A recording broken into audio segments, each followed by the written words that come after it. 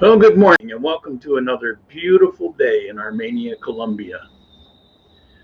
It never gets old. So you've tuned into Coffee Time Live. If you haven't been here before, this is every Sunday except last Sunday, technical difficulties. But every Sunday I talk about various topics, usually something that came up during the course of my life the week before, or prompted by different questions that I get. And today's main topic, the coronavirus, which I don't know, some of us are sick of it, was prompted by a whole bunch of questions I got. And so the topic today, it's really aimed at mostly addressing those questions. They're pretty good questions if you're interested in the topic itself. I find kind of boring, but I'll do my best with it. So I've got a lot of comments lately, particularly after last week's coffee time, and I wasn't able to I wasn't able to do it. And I posted up notices in different places, and I kept getting comments about, I didn't know you weren't doing it.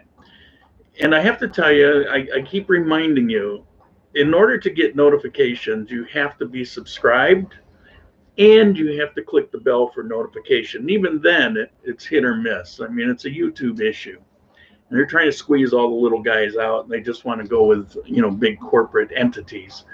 And that's what you have to do. A couple quick items here. I believe this coming week, it may be the week after, I'm taking a 2-day trip to Manizales. Justin and I are going. Justin wants to meet the other blind guy, Manizales Mark, we'll call him, living in Manizales, so that they can just meet and talk, compare notes. And I want to see his new condo that he bought. It's in a great area. It's in the Milan area, my favorite part of Manizales. And if he's okay with it, I'll do a video so you can get some idea of, options that are there.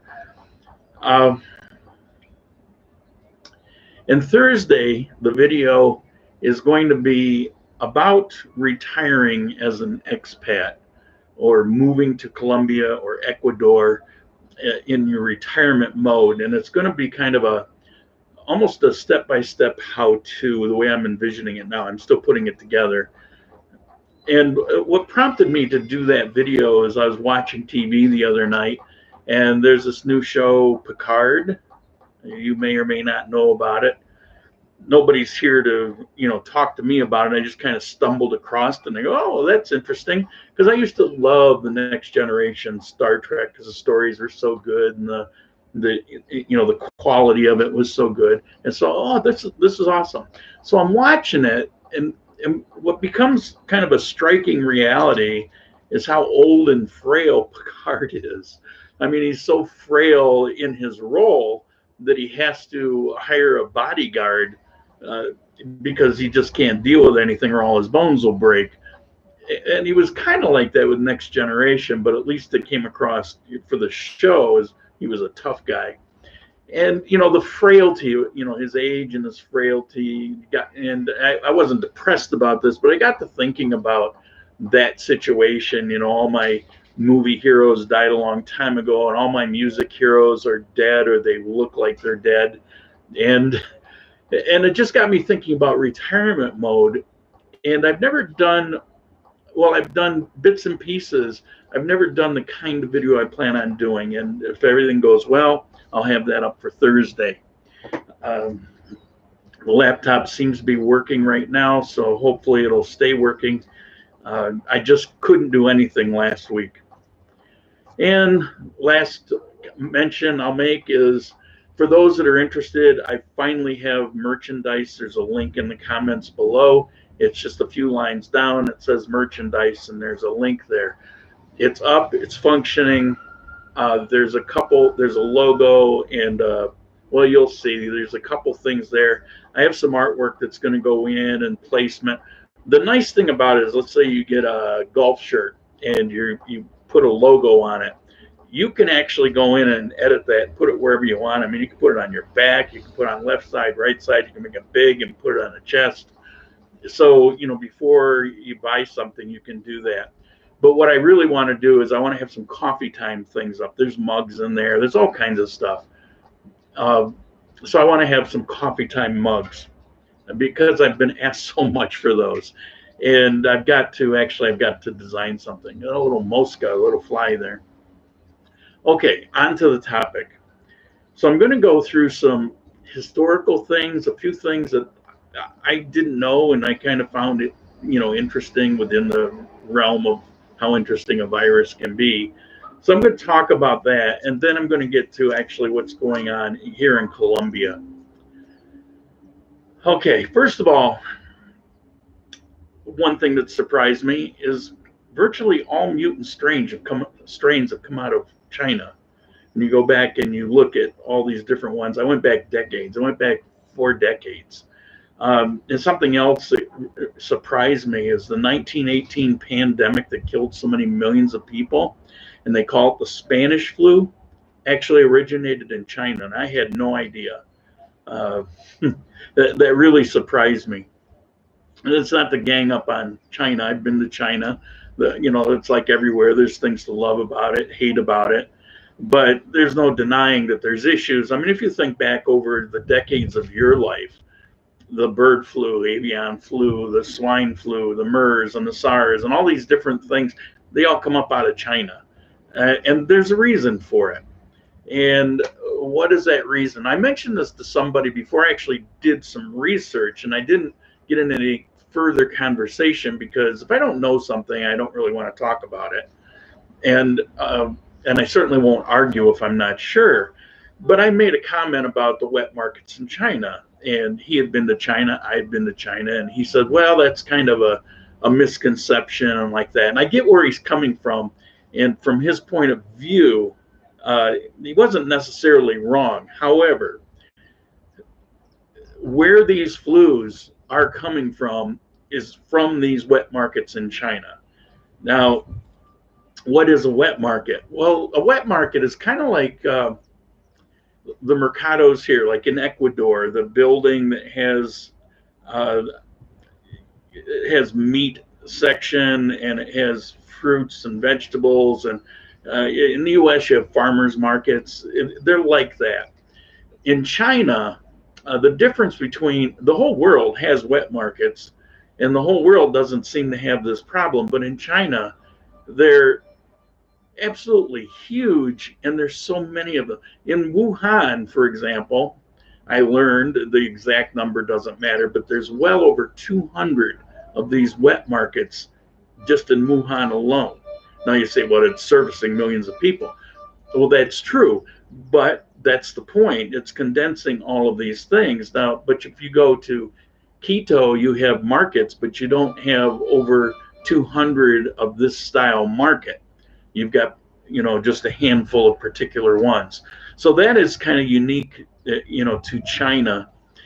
But wet market in and of itself isn't really the sole issue. It's what they have in these markets.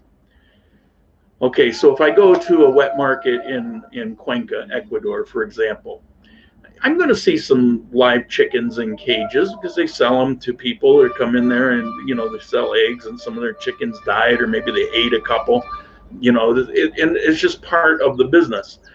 But what you don't really find in most places, although there's a place in Peru that put everyone to shame, but what you don't find in most places is what you have in China. In China, you don't just have live chickens, you got every kind of bird imaginable live. You've also got a huge amount of wild animals. I got a list here of just some of the common ones. Hedgehogs, peacocks, well, it's a bird, but wild rabbits, snakes, crocodiles, deer. It's problematic to have all of these and have them all mixed in and have such a large quantity, particularly since you have all of this meat and it's warm meat. The live obviously is body temperature, but these other things that they kill, they butcher up, It's warm, and they cross-contaminate. And you have to understand that these flus, every one has gone from animal to human. It doesn't develop in human. It's something that's in animal, and it gets transmitted to human. And so if you have all of these wild animals and you go in and you're poking around, and they have this technique to test the meat where they actually pinch it with their hands. It's a thing they do there. It's a cultural thing. It's how is it good?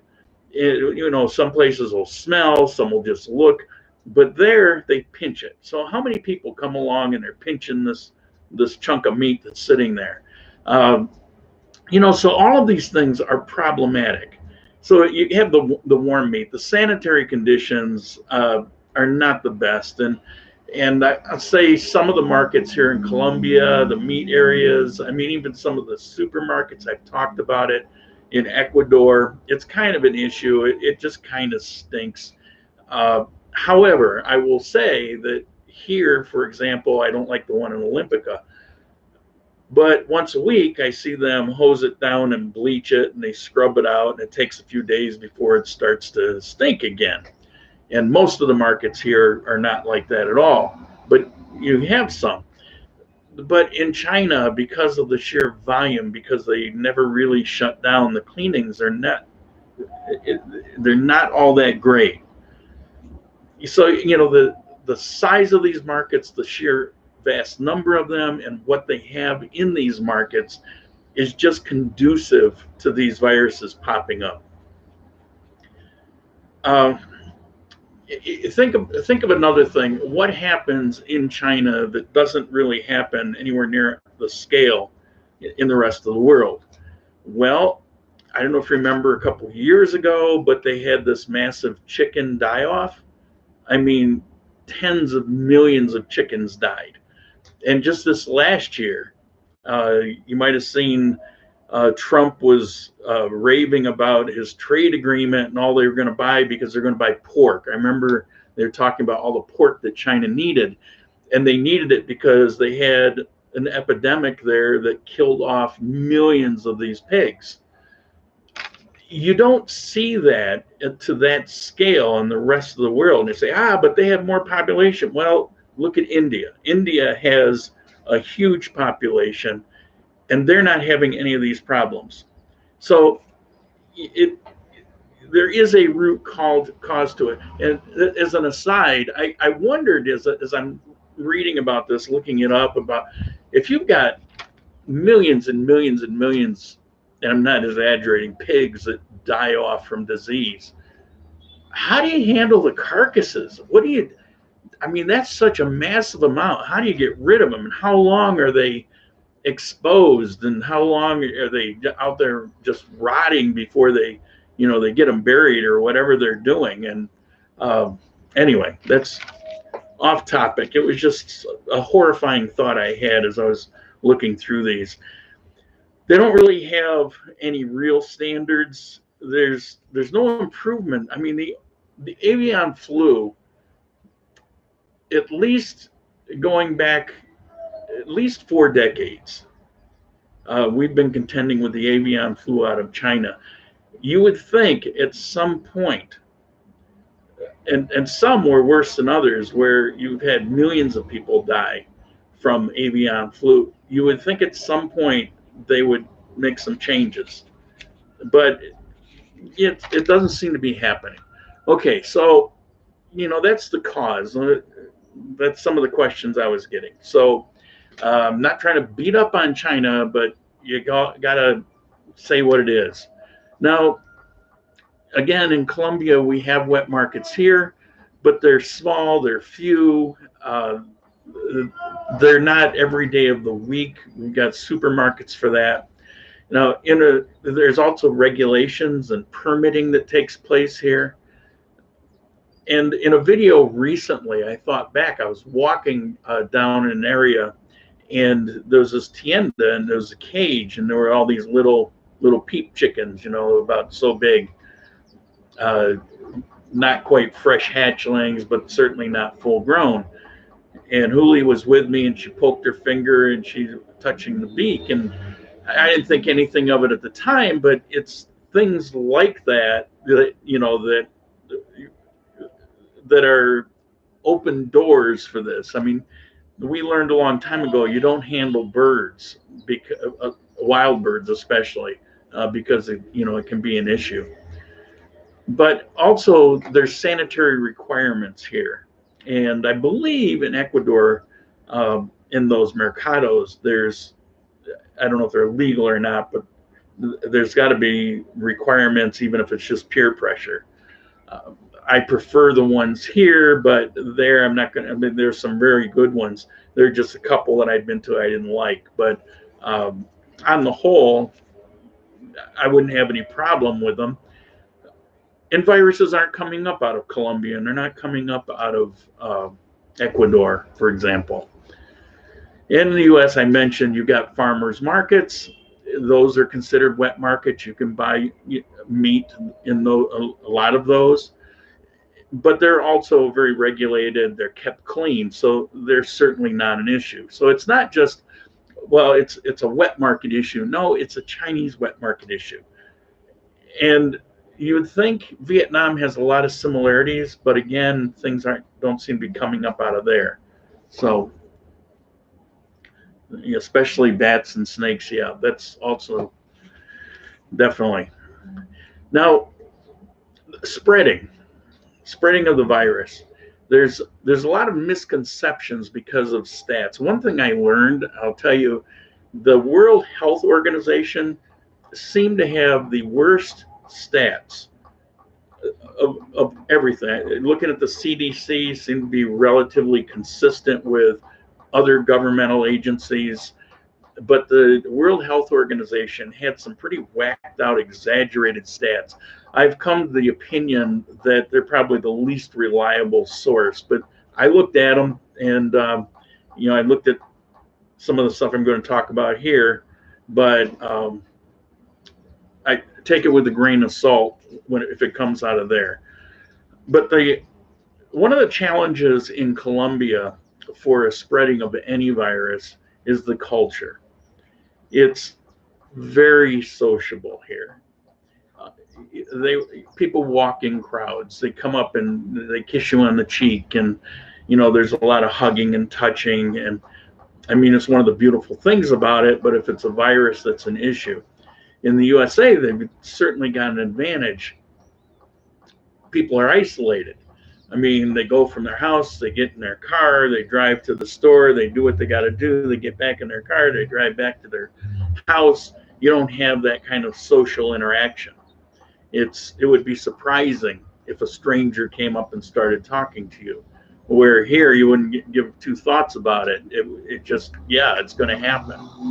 So if you're talking about a virus, those two things are kind of different. Although Colombia does have a positive, and Ecuador, in that most of these viruses do not thrive in moist, warm areas. They actually prefer drier, colder areas. It's not that it's cold that you get a virus.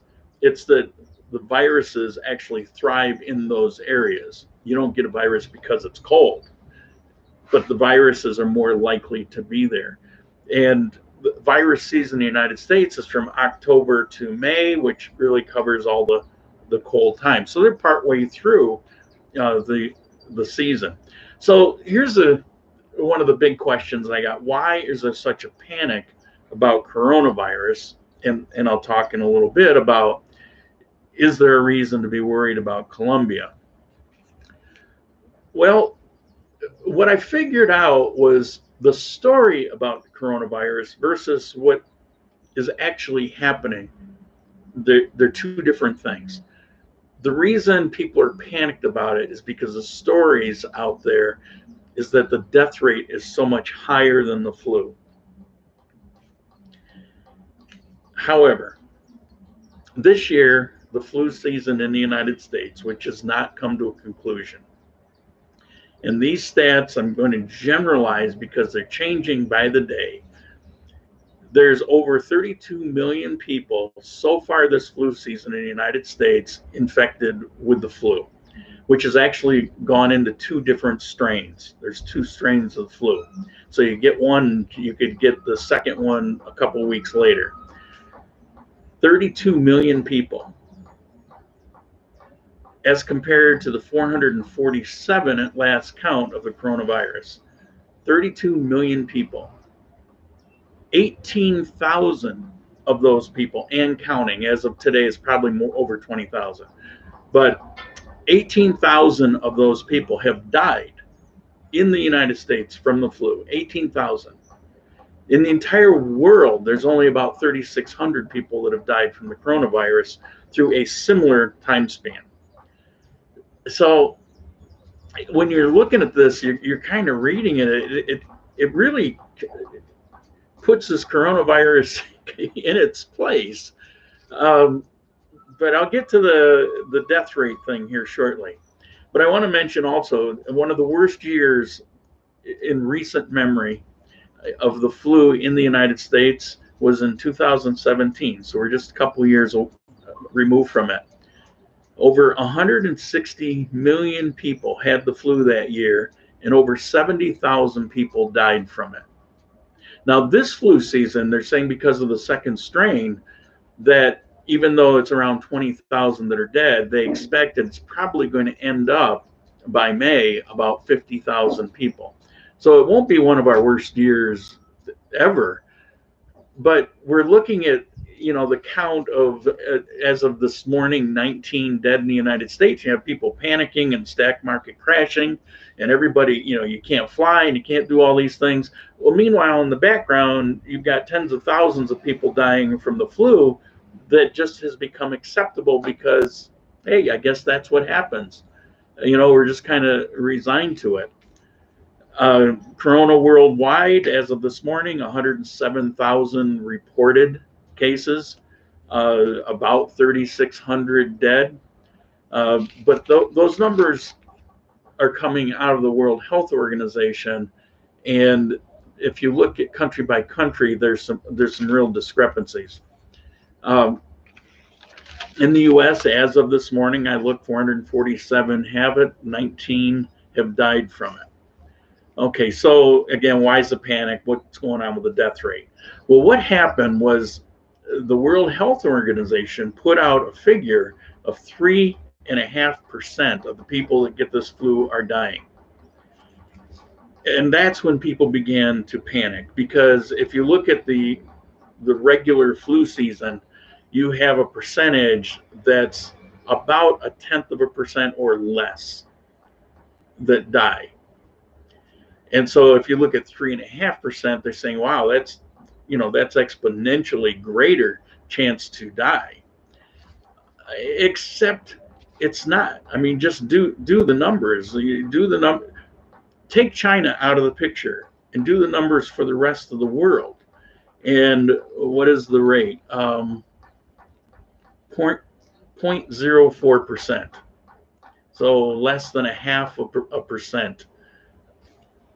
No, a tenth, less than a tenth. I don't know, whatever. I've got a knocking it's throwing off my concentration. You can't hear it because this mic is directional, but it's kind of driving me crazy.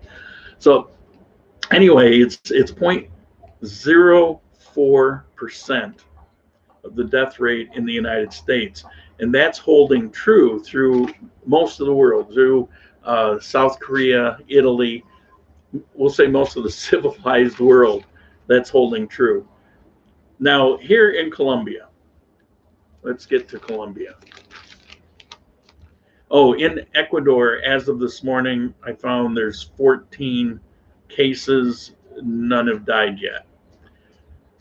And again, this is changing constantly. So even since I looked this morning to now, maybe that's 16. So, you know, take the numbers with a grain of salt. Just consider them as a comparative size.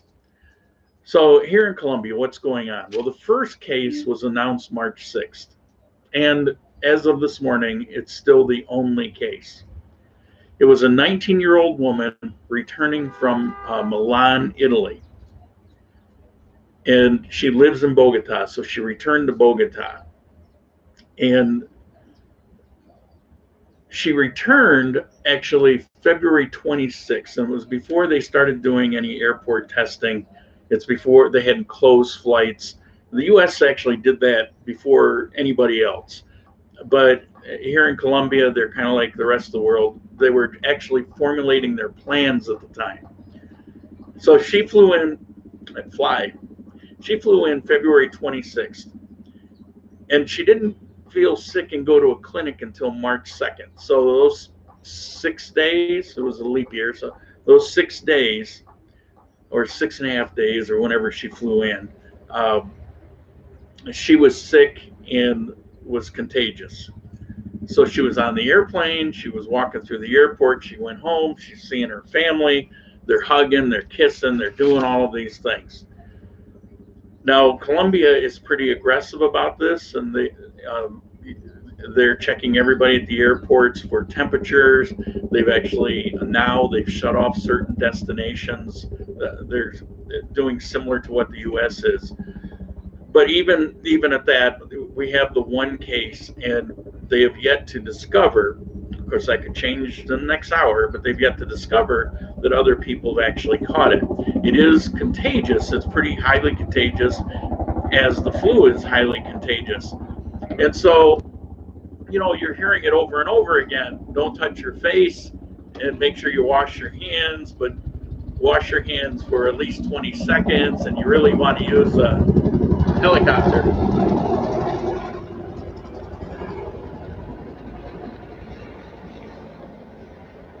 You might not hear it very much, but it's drowning me out. Okay. But they're saying use a Purell or hand sanitizer or something like that. It's what is they've all that fly. I got helicopters. I got the flies is driving me crazy. Hope he doesn't have the coronavirus. So they're saying to do all these things, but that's what you would do with the flu. Is it the flu? It's a type of virus very similar to the flu. It's not exactly the flu, which is why it has a different name. The coronavirus name is a name of one of the MERS strains some years ago, was actually a coronavirus type.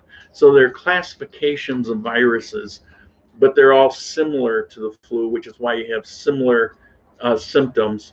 They're saying, but it's not hitting children. Here's what it is and why it would be particularly dangerous for me, as flus are for me. It's hitting older people with respiratory issues. This is a type of virus that attacks the lower respiratory system, which is your lungs. Because I had pneumonia real bad once, I got some scarring in my lungs. And then when I had the altitude issues in Cuenca, through the course of the last year I was there, I got pneumonia 3 times. And that's why I couldn't live there, because every time you do it, you get more scarring. Eventually, you get to the point where you're just not going to recover. You're going to die from pneumonia. And because I've got that issue, this virus goes right to the lungs. For me, it would be a real problem. But then pneumonia in and of itself, I don't know how many times more I can catch in my life before I will succumb to it. And that's the people that are dying with it. And that's where the danger comes in. And that's why younger people aren't having so much of a problem with it. And no children have died from it as of yet. Now, if it hits somebody, it's a kid that's got asthma or something, then all bets are off. But that's really the focus of this virus. So my takeaway after looking at all of this and answering all the questions I've been asked today in this video, my takeaway is I've got way more of a chance of getting the flu. And so to be worried and panicked about this just because they're calling it something different, to me, it's almost farcical. So that's all I got to say about it. Okay, let's see some of the comments. If you got questions, I'll lead it with 4 question marks. What time have we got? Well, pretty good. I thought it would go over half an hour, but it didn't. So I'm going to answer any questions that you have to ask. It can be on any topic, and we'll do that for the next half an hour until we run out of questions. India is mostly vegetarian. It's actually a good point. But there are areas of India where it's not so much, and they have wet markets, and they still don't have the issue. But I get your point.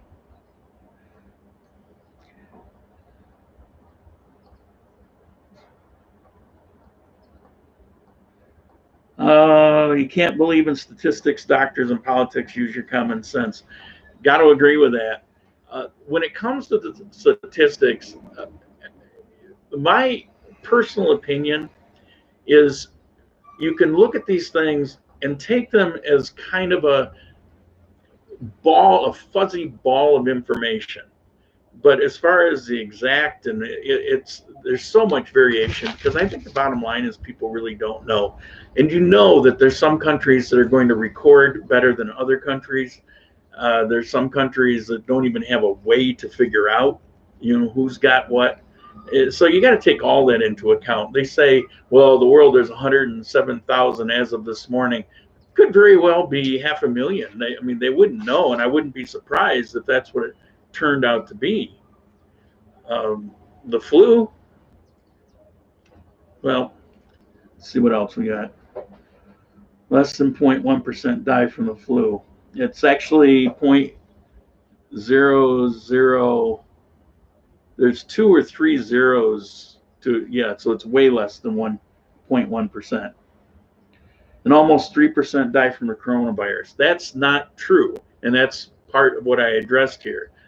3% are not dying from the coronavirus. It's bogus. And you can deep dive and look at just the only people saying that is the World Health Organization. No one else is saying it. And even if you do the simple math of the numbers, but exclude China, because those are actually very unreliable figures anyway. But take all the rest of the world and take up, how many they reported, how many are dead, and you're going to find it is nowhere near that. It's also less than 1%. I did that. I spent a couple hours doing it.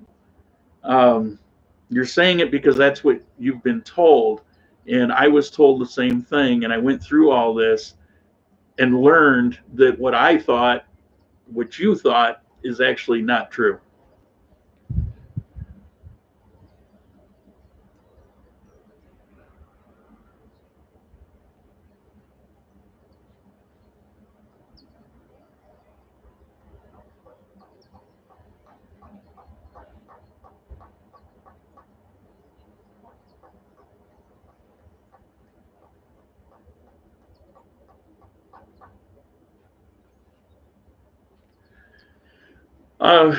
You're going to have to look on the Colombian website for the list. I know that they're not banning. There's restrictions. So if you're coming from Italy, there's a good chance you're not going to go in, and you're going to go into quarantine. But there's a lot of variations, and as they just recently put together this, and so I hesitate in saying definitively what something is, because this thing is like a living action. But I do know that they have restrictions going on. It's not like if you're coming from, well, I don't know. They actually may have a ban from China. And I read that they have restrictions in Italy. But again, this stuff goes day by day. And to one of the other comments saying that he did something and he came up with on the coronavirus about 1%. And I came up with something along those lines, less, but in that ballpark. And so, yes, it is a higher mortality rate than flu, but not by much, and it's relatively marginal. In other words, if you have, well, in China, where it's had a chance to really sink its teeth in and get hold, and there's a lot of, everything is kind of slowed down out of there. If you can, I don't know how much you can believe it, but it was, let's say, tens of thousands of people caught it. But in the United States, during this flu season, you've got over 32 million people in a much smaller population. So if you personally are at risk, what risk is greater to you? Would it be the flu that many millions of people are catching every flu season, or would it be something like the coronavirus, where even if you're in China, what are the odds of you catching it there? Now, granted, it kind of went crazy in Wuhan, and I don't know if their death rate is going to include the building that had all of these people in there quarantined, and then somehow, for unknown reason, the entire building collapsed on the people. That was on something I read this morning.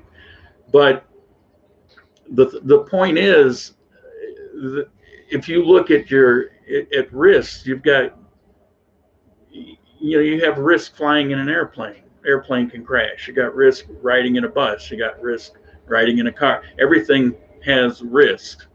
If you just sit home and do nothing, then your muscles will atrophy and your heart will grow weaker. Everything in life has a risk, but my point is, what degree risk is it? So if you've got half of the mortality rate in a flu, but your chances are 10 times greater of catching it, you actually have a higher risk with the flu. Now, I'm not trying to diminish corona. I don't care either way on this coronavirus. I'm trying to put some perspective in it based on some time that I spent, about 4.5, 5 hours, not counting checking some things this morning, looking at all kinds of different sources and trying to understand it myself. So I'm giving you the best of what I've come up with.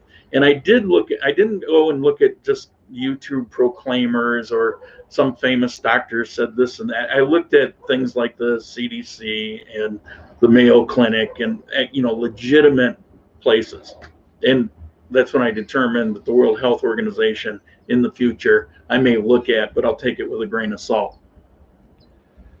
Colombia is actually banning people. Okay, so there are 366 confirmed infected in the United States. Of those, 19. That's roughly a 5% mortality, much higher than the flu.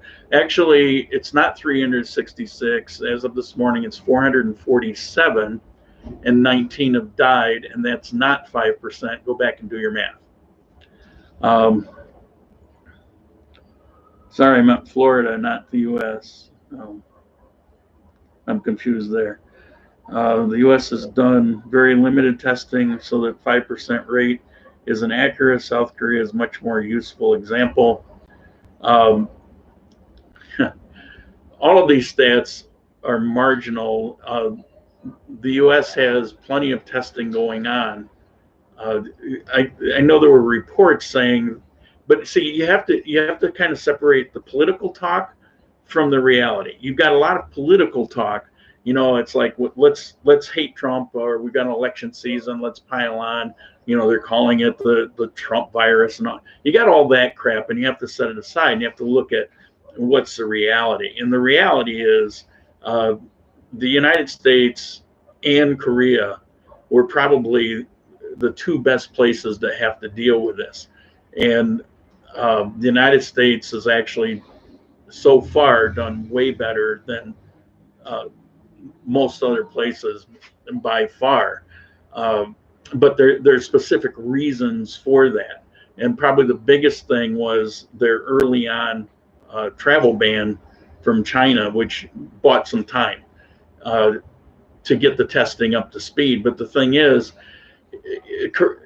South Korea wasn't sitting there with a test for this coronavirus when it happened, because this was a new strain, and they didn't have a test for it because the new strain hadn't hit yet. So that has developed since it's hit. And the South Korea and the United States, as well as the rest of the world, the medical community, they're all sharing information on this research. So you can't say, well, the United States did this or South Korea did that, because they're kind of all working together on it.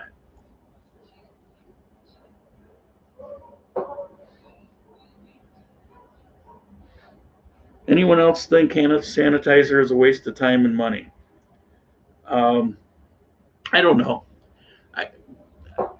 I think the point of washing your hands is valid. And they say that if you use a good hand soap and you wash for at least 20 minutes, you'll have a similar effect. You could always spray your hands with Lysol. I'm sure that would work. Or you could pour yourself a drink and spill it on your hands and the alcohol will work. I don't know.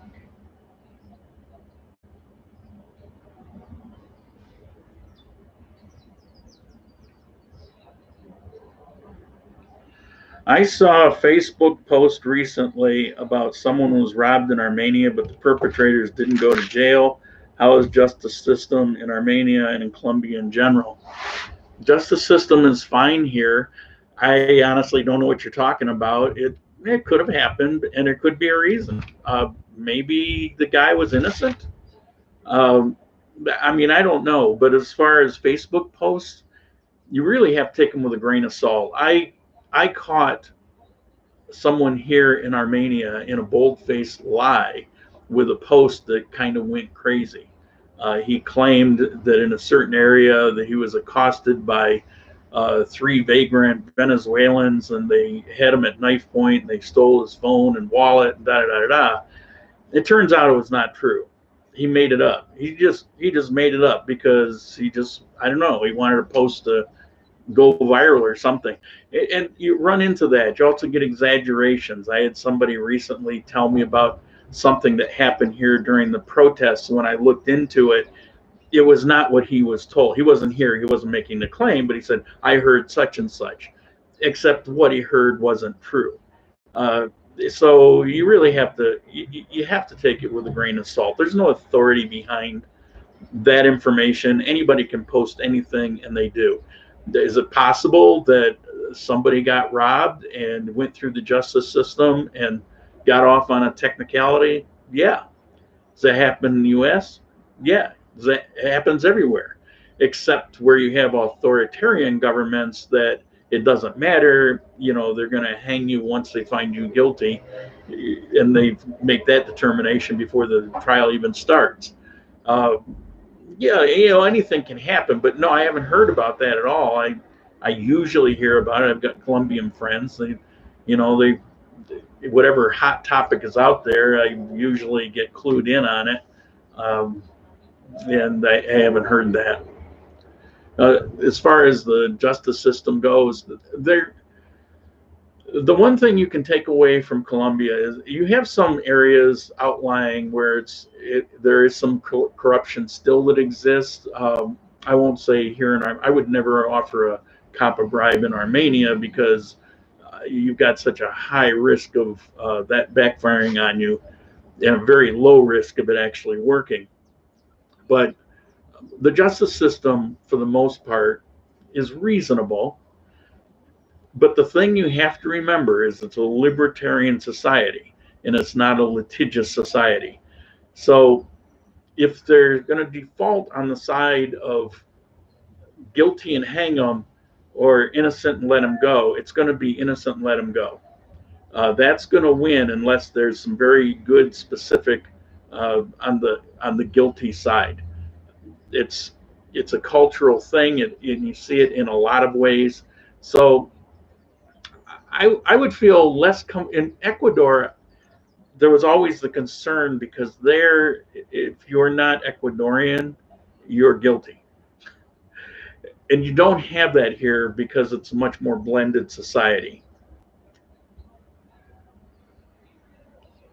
Okay, 20 seconds, yes. Well, 20 minutes would do it too, right? Yeah, 20 seconds. Lighter topic. What accessories do you like for your Osmo that made a difference? Well, I've got a love-hate thing going on with the Osmo. It's perfect for what I got it for, but I'm finding it imperfect as a general all-around camera. And one of these days, I'll have to get another vlogging camera and use the Osmo in particular situations where I need to hide it. It's awesome for that. And so in the meantime, I just have to learn to contend with certain things like the settings that change. And the only way to change them back, because settings that are not in the screen and they just change, I figured out why. You have to plug it into your phone. And when you're out on the street, that's kind of problematic. You know, it's awkward. You have to make sure you bring the connector. The accessories that were worth it, the thumb wheel, it should be built in, but it's not. But the thumb wheel and the wide angle lens is almost a requirement, because some video, like I tried to take video in the apartment. I put a few shots in a recent video, that apartment that I walked through, but most of the shots were so bad because it needed the wide angle and I didn't have the wide angle on it. It's too narrow, and you can't change it in that camera. Now there's some competition out there. If you look it up, you'll find cameras that look like the Osmo, very similar to the Osmo. I don't remember the brand now, but a visitor came and he had one. It's almost half the price, or at least $100 less. And his actually is a wider angle lens. They solved that problem in that camera. So, but you need a wide angle lens, and it falls off, so you have to be very careful of it. It's held on by a magnet. It's not strong enough. It sticks out a little too far, so when the thing starts up, it hits on it.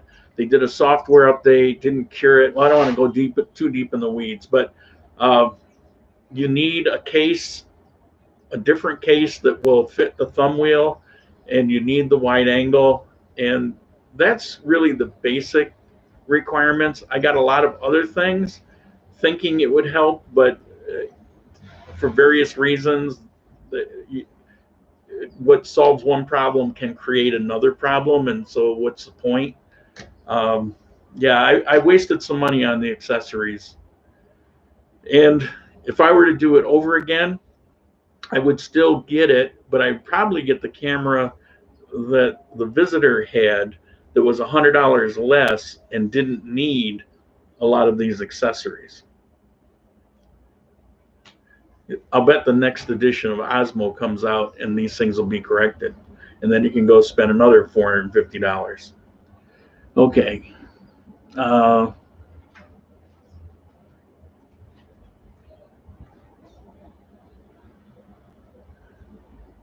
Well, you're right about the H1N1, but it's a little too political for me, so I won't go there. People panic due to media coverage or lemmings. That I can't disagree with. It's like there's nothing more to panic about it than what goes on normally. That's really my takeaway. The most it will impact me is if I were traveling. It would have an impact. Where the flu, nobody seems to care. So that could be an issue. I don't know. It just doesn't impact me. I no longer have any 401 issues. I don't have any money in the 401k system anymore, as I once did.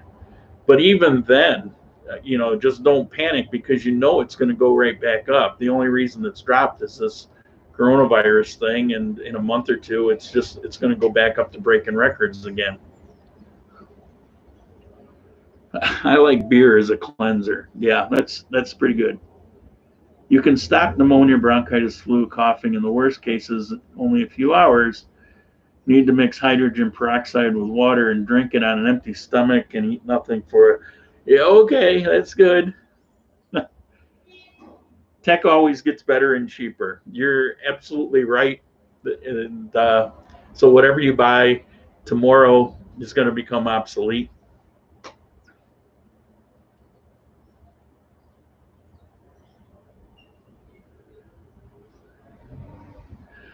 Okay, don't see any more questions.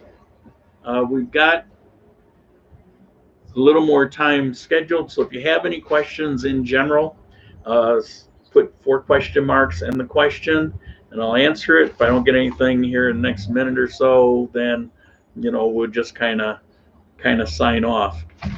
I don't know if going through what I went through today was any value to you or not. I really hesitated on doing this, and like I say, the whole reason, the whole motivation for me was the number of emails and messages I was getting about it.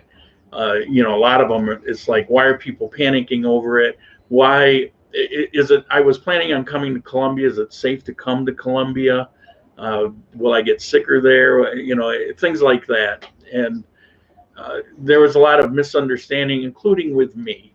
And so if you want to know more than what I know at this point, just go and read for 4 or 5 hours on various sources, and then you can go back and school me some more on it.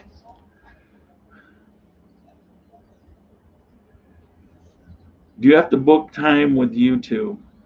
Do you pay for airtime? I do not pay for airtime. I do not have to book time. It's free. There are costs to do YouTube, but there's no charge from YouTube to do it. The problem with YouTube is it's not as reliable as it used to be. It used to be quite reliable. It was, I mean, you could set your clock. I mean, it was like the trains in Germany. I mean, it worked perfect. And they've done software updates. They're changing their philosophy. They're changing their algorithms. There's all kinds of issues, not just with me. You look at anybody who does YouTube, and at some point in time, they're going to complain about it because it's very frustrating. What's most frustrating for me is watching the number of viewers and the stats, and all of this keeps dropping and dropping and dropping to where it's worse than it was 3 years ago. And knowing it's because so many of the videos are actually buried, they can't be found. I have to go through at least once a week and find videos that they've shut off, and then I have to file a complaint so that they can turn them back on. It's frustrating, it's maddening, but it's intentional. Are people wearing masks there? If so, they're mostly useless. I think people pretty much know it. I was out walking around most of this past week, and I don't recall seeing any masks. You'll see them occasionally, but you saw them occasionally prior to this. And where I live, I'm in the heart of the healthcare workers. There's offices everywhere, health offices. And so you'll see, usually they're like in healthcare uniform, and they're out walking around, they've got a mask on. Those are the people that you'll see wearing them. But I haven't seen any more here. I don't think people are giving it a whole lot of thought. They're talking about it, but it's more like they're making jokes about it. And they're not making jokes about China or anywhere else. They're just making jokes about the coronavirus. Like you stubbed your toe and they say, oh, coronavirus, or you got a cold cup of coffee. Coronavirus. I mean, they're blaming everything on the coronavirus, which in and of itself, it's actually a pretty good joke because it's actually kind of realistic, right?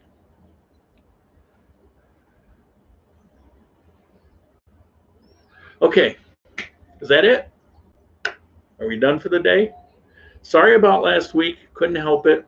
I hope you like this upcoming. I've just done an outline. I've got a whole lot of work and research to do on it, so I can't tell you exactly how it's going to be, but I think I'm on track to finish it for Thursday as long as my keyboard holds up. And I hope it's going to be a good one. I hope it's going to be a real good informational one, because most viewers fit into the category of retirement or near retirement, and are considering living in Ecuador or Colombia. And so it'll be speaking directly to you, and hopefully there'll be enough good tips and information in there that will help guide your way to some success. And if you haven't seen Picard, watch it. It's pretty good. And I guess we'll call it a wrap for today. Thank you all. Thanks for hanging in there. Anybody that did contributions, thank you. I greatly appreciate it. And I'll see you soon.